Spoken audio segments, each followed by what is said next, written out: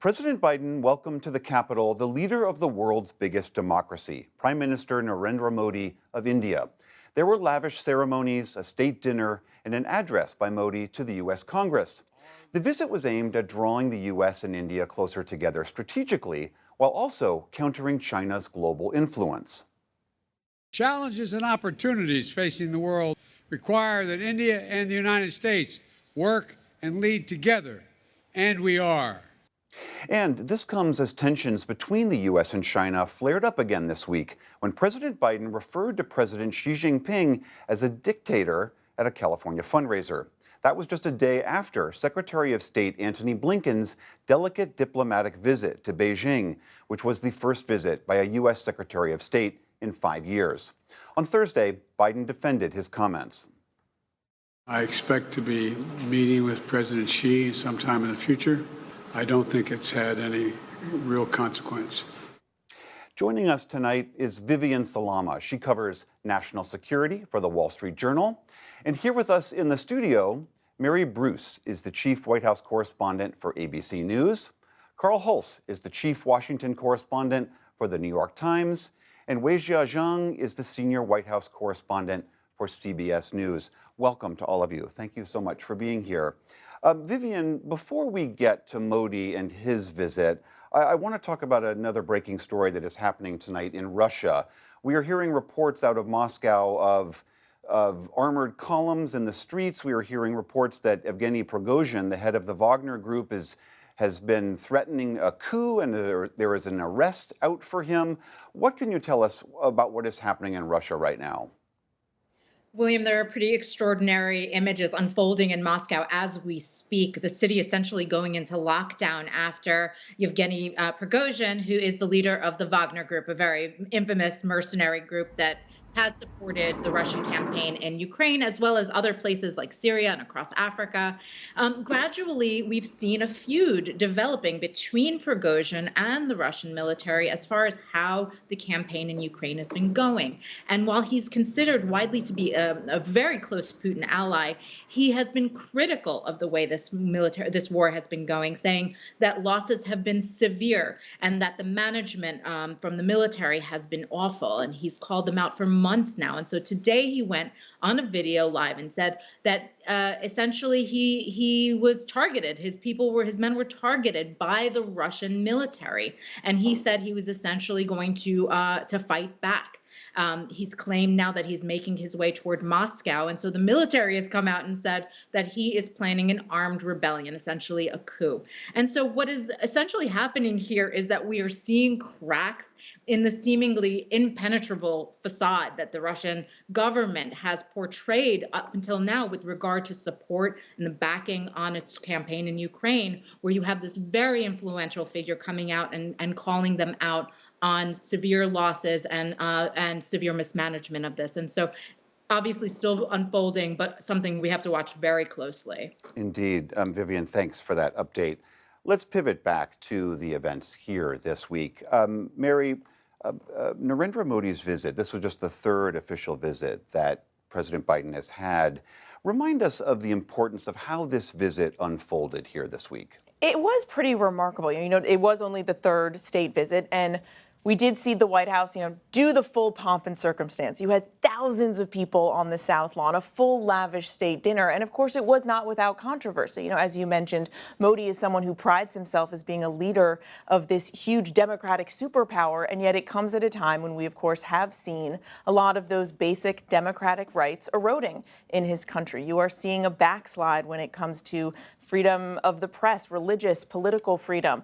And so this White House took a lot of heat for meeting with Modi. And yet, it's a balancing act that we have certainly seen presidents do in the past, where they want to shore up a relationship with a country, with a controversial leader. The president saying he said he was going to bring up human rights issues. He addressed a question about it during that press availability. But what struck me sitting in the East Room, watching them field questions, was the history of the moment, because we actually saw Modi do something he has never done in his 9-year tenure, and that is to take a live question from a reporter. Something, that perhaps all of us take for granted. Even this conversation is something that would be remarkable to many. And to see the look on the faces of the Indian reporters was pretty wild. And it also reminded me in the moment of the power of the White House to force essentially Modi into that situation.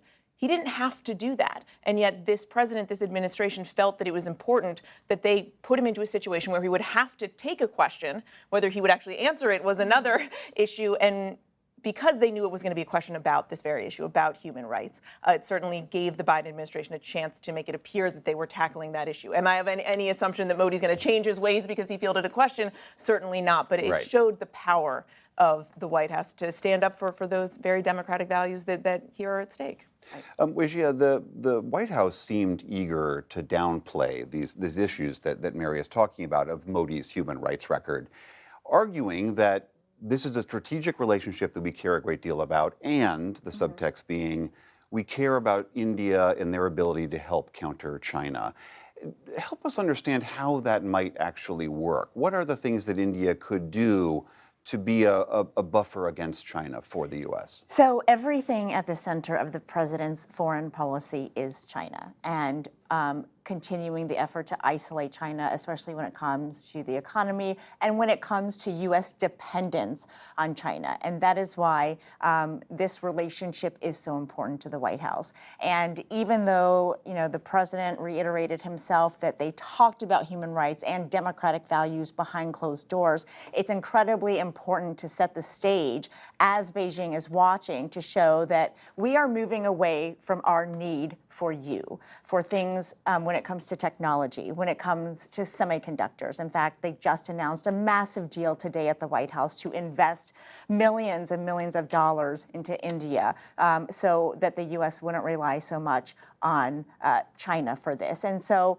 that is one way. They also, have formed a Quad relationship with not only India, but Australia as well, and the U.S. And being in the region, I think that everything strategically at this moment is to prepare for China's, nonstop goal of trying to become the superpower with a capital T. And so despite all of these issues that Mary just brought up, this was incredibly important for the president to roll out the red carpet to show that the U.S. is invested in not only nurturing, but building this relationship even more.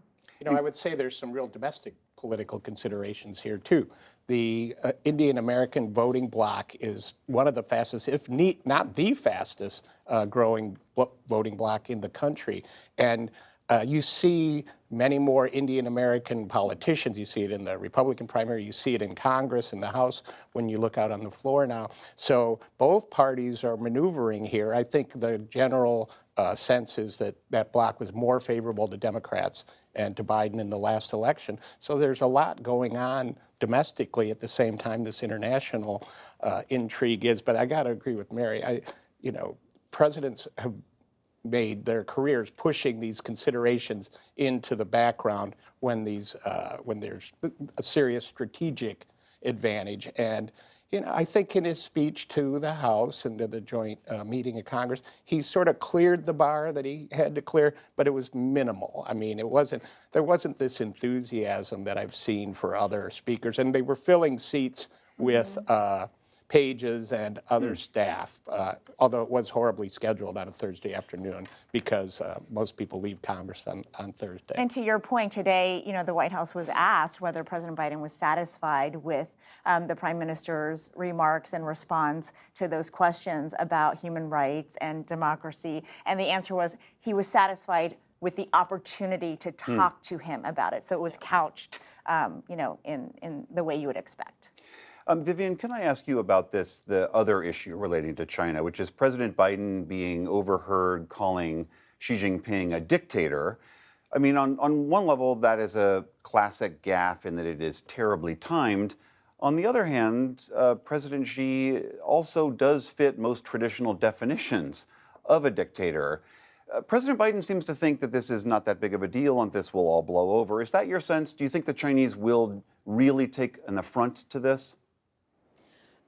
Whether or not they take an affront to it, they know that they can't afford to make it into a big deal. And we saw that this week because President Biden's comments, remember, came just as Secretary of State Antony Blinken was leaving Beijing for this very high stakes trip, which was postponed from February after the balloon incident, the spy balloon incident. And so they finally made it happen. And both sides emphasized how keen they were to get over their differences and try to find some common understanding because they knew the stakes were so high. And so these unscripted remarks that came from President Biden just on the heels of that visit were worrisome, caught a lot of people in the administration off guard who had been working to kind of rebuild the ties and the communication between Beijing and Washington. But what they tried to do is downplay it on both sides. The very interesting thing that happened immediately after President Biden made those comments is that there was a démarche, an official summoning of the ambassador, the U.S. ambassador, Nicholas Burns, to Beijing.